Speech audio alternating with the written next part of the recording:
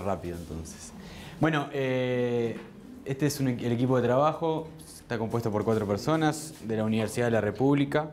Somos integramos un núcleo interdisciplinario de desarrollo territorial.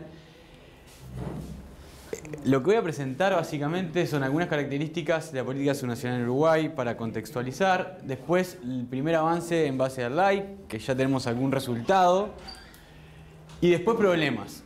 Problemas en 2 claves. Problemas para identificar diferencias internas en el caso y problemas para identificar una secuencia temporal en caso de que quisiéramos hacerlo. O sea, lo que yo voy a mostrar es una foto de 2016 y vamos a ver por qué voy a decir que es bastante problemático hacer una secuencia temporal en Uruguay. Y lo último, que después es otra cosa para discutir, que yo en el clase ya lo hablamos. A mí me parece que estaría bueno, además de identificar un LAI, bueno, a nosotros nos parece, además de identificar un LAI, un índice, tratar de pensar qué variables explican ese índice, ¿no? Y ahí estuvimos pensando algunas cosas, pero bueno, eso después lo dejamos.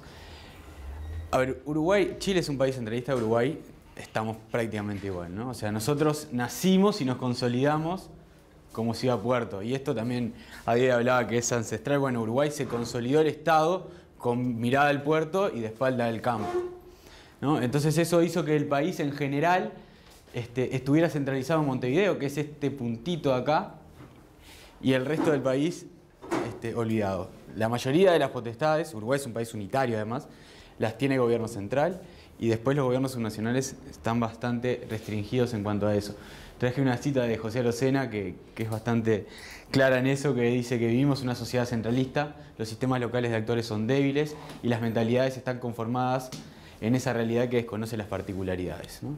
Entonces, a partir de ahí tenemos que entender el caso uruguayo. Uruguay es un país muy centralista que desde su sistema político, pero también la economía está basada en lo que hace Montevideo y piensa Montevideo.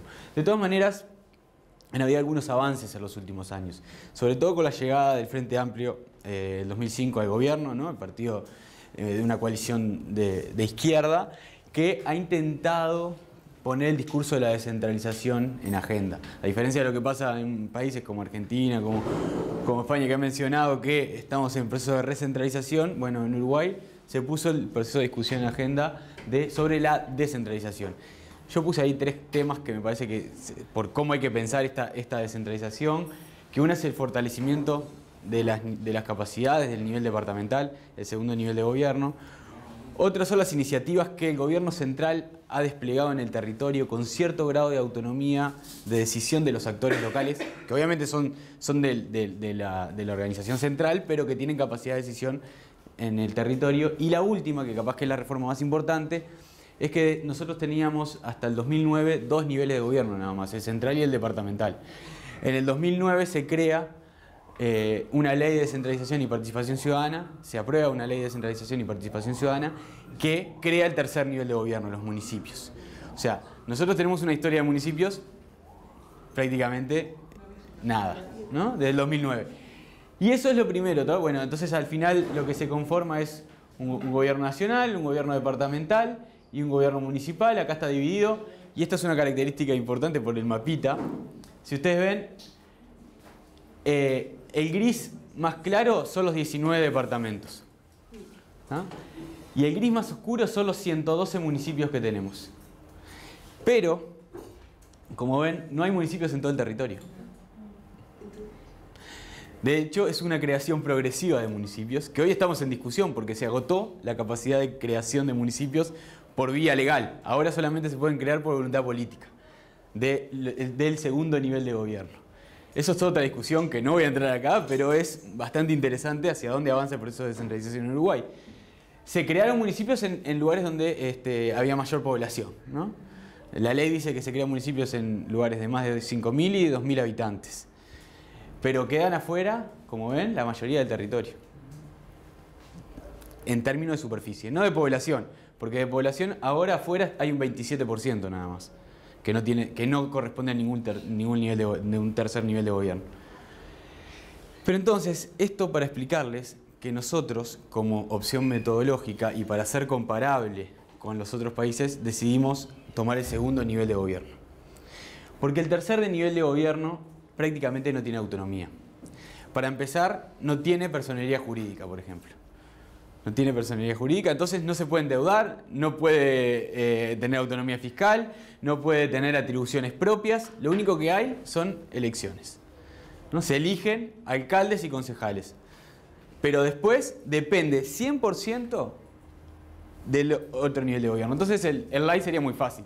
0,0000 pueden elegirse autoridades. 0,00000. Entonces no era comparable.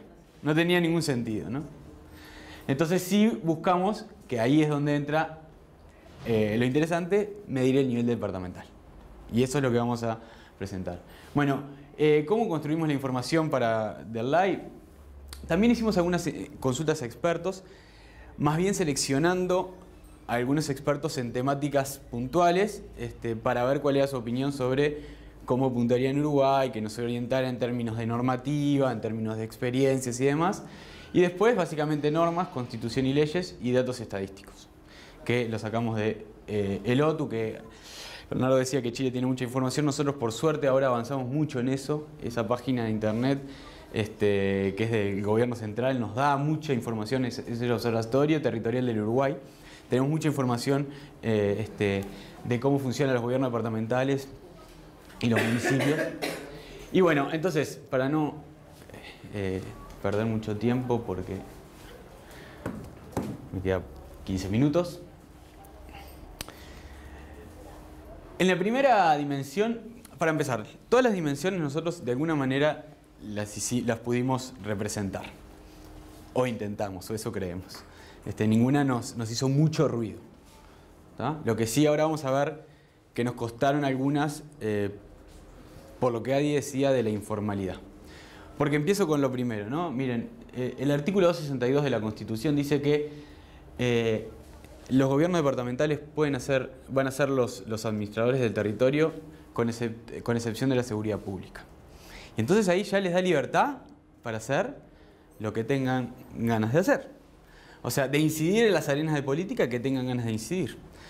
Después tienen algunas restricciones que normativas nacionales dicen que, bueno, pero la educación primaria va a ser de gobierno central, ¿no? Pero por otro lado, hay una contradicción normativa de que la Constitución les dice que pueden hacer lo que quieran, salvo seguridad pública.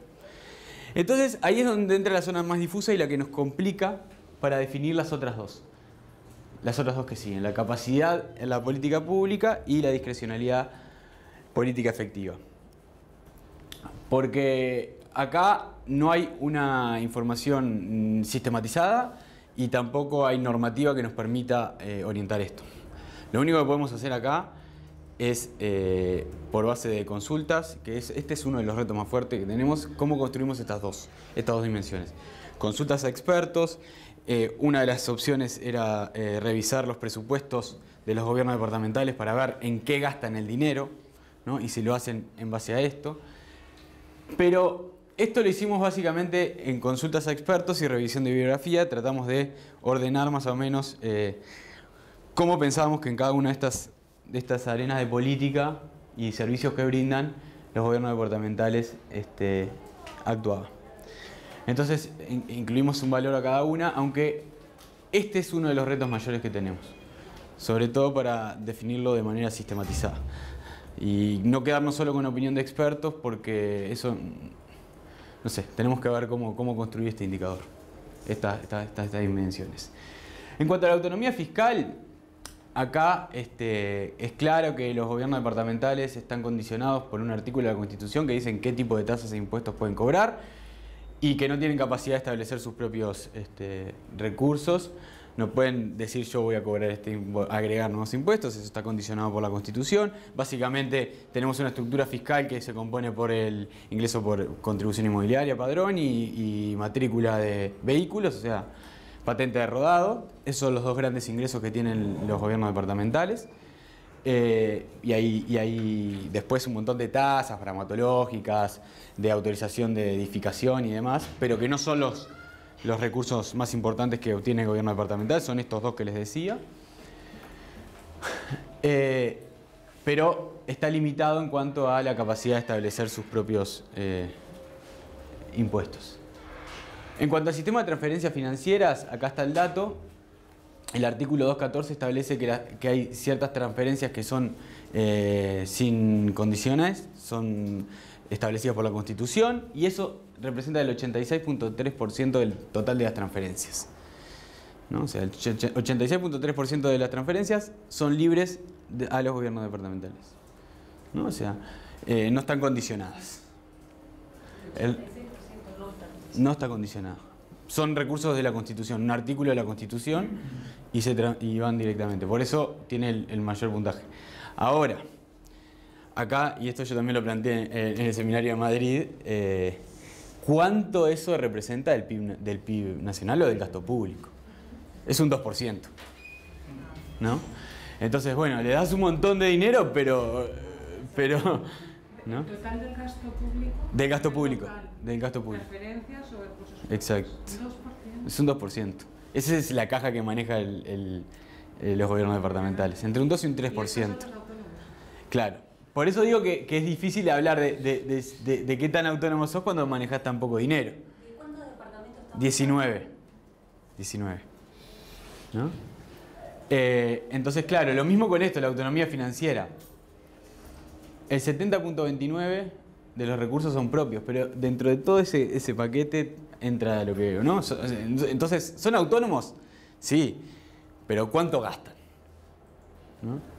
Entonces, en estas dimensiones saca el puntaje más alto, pero el tema es el porcentaje. Pero bueno, eso es una discusión que creo que ya lo habíamos hablado en Madrid y ver cómo se hace. En términos de endeudamiento, acá está claro que los gobiernos departamentales no podrán emitir deuda pública departamental, están condicionados por el gobierno central, pero sí tienen capacidad de endeudarse con el aval del Poder Legislativo, o sea, del órgano superior, ¿no? Después, en cuanto a la autonomía organizacional, también son autoridades electas directamente por los ciudadanos, tienen bastante autonomía en términos de sancionar el estatuto para sus funcionarios. Ahí están los artículos que marcan eso de la Constitución, y de hecho este es uno de los grandes problemas que estamos teniendo hoy en día, o la discusión que está hoy en día en Uruguay es esto, porque tenemos un intendente que cobra más que el presidente de la República, ¿no? Entonces ahí es donde entran los ruidos.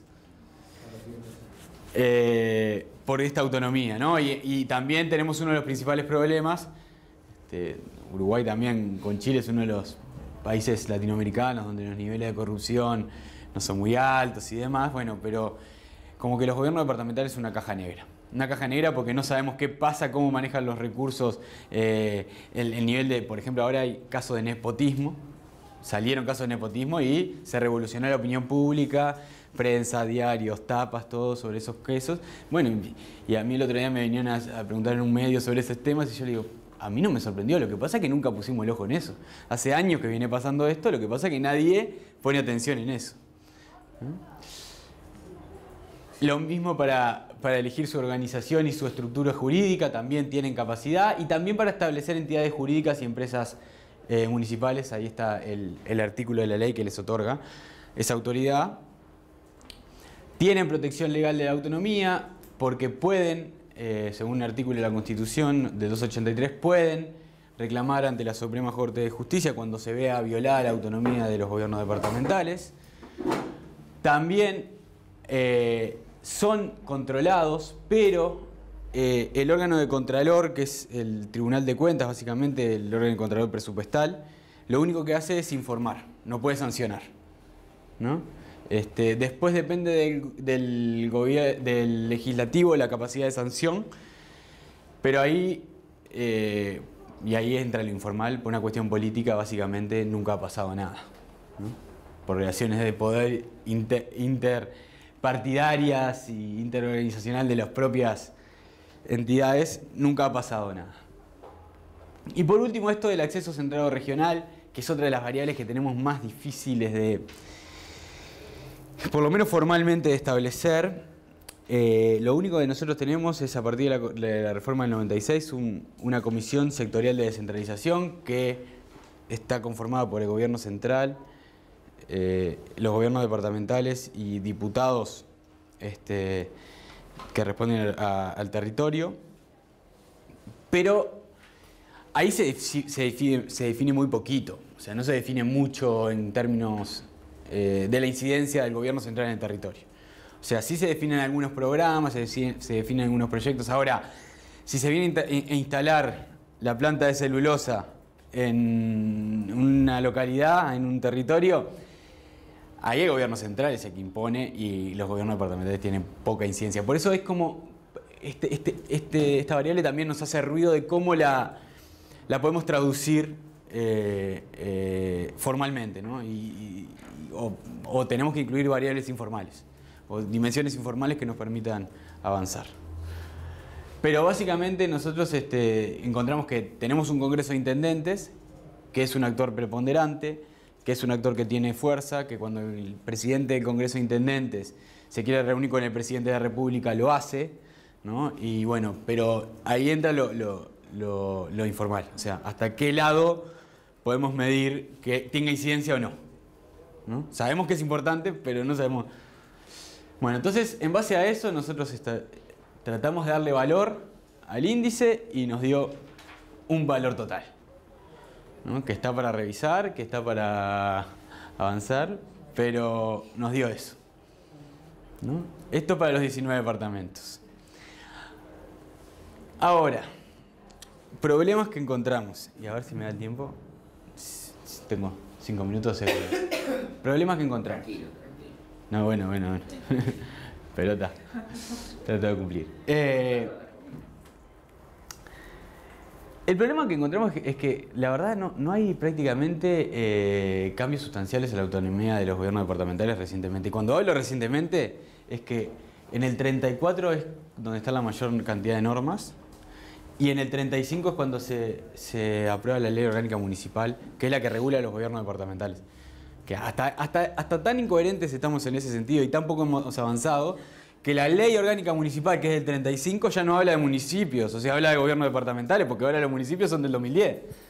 Lo que pasa es que antes se llamaba Intendencia Municipal de Montevideo, pero ahora ya no se llama más Intendencia Municipal de Montevideo, ahora se llama Intendencia Departamental de Montevideo.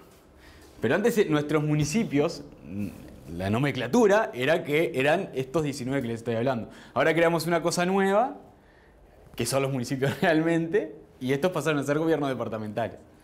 Pero la ley sigue siendo de 1935. La otra cuestión es que tampoco ha cambiado mucho la autonomía fiscal. La mayoría de las normas son de 1952. O sea, son normas constitucionales que vienen de esa época. Entonces, para hablar de secuencias temporales, si queremos establecer una secuencia temporal, podemos ver cambios, no formales, pero sí en las dimensiones financieras, sobre todo en las 5 y en las 6. ¿No? Que ahí sí hay cambios, pero no formales, no en la ley, no normativos. Y después en la incidencia de las políticas, que hay que ver también. Porque esto es así, esto hoy un poco...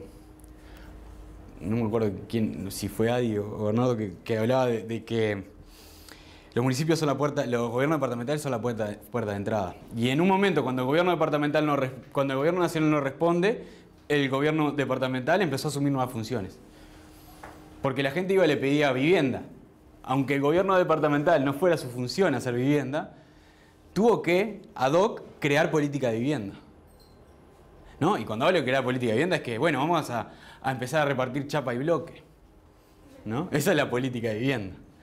O sea, es muy informal todo, pero poco a poco fue asumiendo nuevas funciones. En términos productivos, ahora tenemos intendencias que tienen, ¿no? Un departamento, una dirección de desarrollo productivo, una dirección de desarrollo social, pero claro, todo es muy ad hoc, es muy a cuestión de demanda. Hoy hablaban que no tienen planificación. Bueno, yo les decía hoy al principio que el gobierno nacional había intentado crear capacidades a los gobiernos departamentales, hay una apuesta fuerte en eso, y tiene que ver con esto, con que los gobiernos departamentales tienen muy poca planificación prehistóricamente, sin embargo, cada vez han asumido más funciones. Hacer ese recorrido también es un reto en cuanto a incidencia de las políticas, ¿no? Y capacidades en las políticas, es todo un reto que tendríamos que hacer para ver cómo ha evolucionado. Pero la verdad es que a nivel normativo, aunque se intentó avanzar, porque hay muchísimas propuestas de reforma de la ley orgánica municipal, porque hay muchísimas propuestas de reforma de la Constitución, nunca se llegó a la voluntad política. Básicamente, ¿por qué no se llegó? Porque la ley es tan laxa que permite que entre y salga todo, ¿no? Entonces, políticamente te permite jugar mucho. Y hoy estamos en esa situación, que los gobiernos departamentales cada vez son más importantes, cada vez son más visibles. El rol del intendente está gobernado, el gobierno departamental está gobernado por un intendente y una junta departamental, que es, digamos, el legislativo. Pero el rol del intendente es muy fuerte. El intendente tiene mucho poder político. De hecho, la mayoría de los presidentes de la República primero fueron intendentes, ¿no? O sea, Montevideo, pero no solo de Montevideo, de otros departamentos también, o candidatos. Entonces, hoy en día es más importante ser un intendente que ser senador, por ejemplo, ¿no? O sea, si vos le das la preferencia, es como el caminito, pero el intendente hace su campaña, es intendente, después va al Senado porque le conviene, y después vuelve a la intendencia para después proyectar su carrera presidencial. Tiene derecho a descansar un tiempo. Claro, ahí es mucha gestión, es verdad. Entonces, Si ganan bien como intendente. sí, algunos sí, otros no tanto. Entonces, este es el problema. Entonces yo les mostraba, por ejemplo, nosotros tenemos secuencias de los gobiernos departamentales, de los gastos. Estos son los ingresos nacionales de los gobiernos departamentales, ¿no? Y tenemos también ingresos por disposición constitucional, ¿no? O sea, antes las transferencias eran mucho menos que lo que son, las transferencias no condicionadas eran mucho menos de lo que son hoy. Y antes la dependencia era menor de la que es hoy. Aunque hay mayor dispersión, pero era menor. Hoy son más dependientes todavía. Entonces, en verdad, por un lado decís, bueno, creo que quiero generar capacidades en los gobiernos departamentales, pero lo hago dándoles dinero, ¿no? Desde el gobierno central. Entonces, no sé ahí hasta qué punto generas autonomía o no, al revés. Pero bueno, estos son como los ejemplos que tenemos para decir, bueno, sí, acá sí podemos encontrar una secuencia temporal. Y después, el otro problema que nosotros tenemos es al revés a lo que planteó Adi y lo que planteó Daniel la otra vez. A nosotros nos está costando encontrar diferencias a la interna. Porque nuestro objetivo, nosotros presentamos un proyecto además en Uruguay, a la Agencia Nacional de Investigación, que lo ganamos, pero que era presentar el AI, pero adaptarlo también a la interna de Uruguay. Exacto, ¿no? O sea, tenía como los dos cometidos. Y acá es donde se nos entra el problema. Bueno, porque no encontramos diferencias, justamente. O sea, son todas normativamente iguales. No sé, porque las leyes dicen a los gobiernos departamentales, punto y aparte. Entonces, en muchas de las dimensiones, en la mayoría de las dimensiones, no vamos a encontrar diferencias, salvo en esta que les decía, ¿no? En la 5 y en la 6, que sí, y en la 1 y la 2, aunque más difícil porque no sabemos bien cómo construirlas, pero sí podemos encontrar, pero en el resto... Y acá es donde empezamos a darle vuelta a la cuestión, y esto en verdad se va un poco del live, pero me interesaba discutirlo, que lo que nosotros intentamos es decir, bueno, si no hay autonomía, si no hay diferencias en la autonomía formal, ¿por qué no pensar en diferencias en el ejercicio de esa autonomía? O sea, cómo el gobierno departamental hace uso de esas cuestiones, ¿no? Entonces, protección legal, ¿no? Por ejemplo, ¿no? La 9. Nosotros teníamos que acá hay un artículo de las intendentes, de la Constitución que permite a los intendentes reclamar ante la Suprema Corte. Bueno, ¿por qué no vamos a buscar quiénes hicieron uso de eso? ¿Quiénes presentaron un recurso ante la Suprema Corte? ¿No? O lo mismo, ¿no? O sea, supervisión. Bueno, ¿cuáles fueron observados y cuáles no? ¿No? ¿Y qué hicieron ante esa observación? ¿Respondieron, no respondieron? Estamos en proceso de ver cómo hacer eso. Pero la única alternativa que estamos encontrando es el ejercicio de la autonomía. Porque la autonomía efectiva es prácticamente igual para todos, ¿no? Entonces, para buscar variantes adentro, tenemos que pensar en otra alternativa. Entonces se nos ocurrió esto del ejercicio de la autonomía. Y ahí estamos en proceso de eso. Y bueno, y acá, y ya me estoy pasando, estos son como algunas opciones que nosotros estamos manejando ahora para ver variables explicativas que nos puedan decir por qué hay diferentes niveles de autonomía entre un gobierno, entre un caso y otro, ¿no? Y ahí planteamos regionalización, actividad económica, capital social, diversidad de las decisiones, capacidad de gasto de gestión estatal. Pero bueno, esto también está en construcción, es algo que estamos como para discutir, que capaz que entra más en lo que discutimos mañana que hoy. Pero por ahí entonces es la presentación, hasta donde avanzamos, los retos que tenemos, lo temporal y lo interno. Y bien, por ahí. Muchas gracias. No.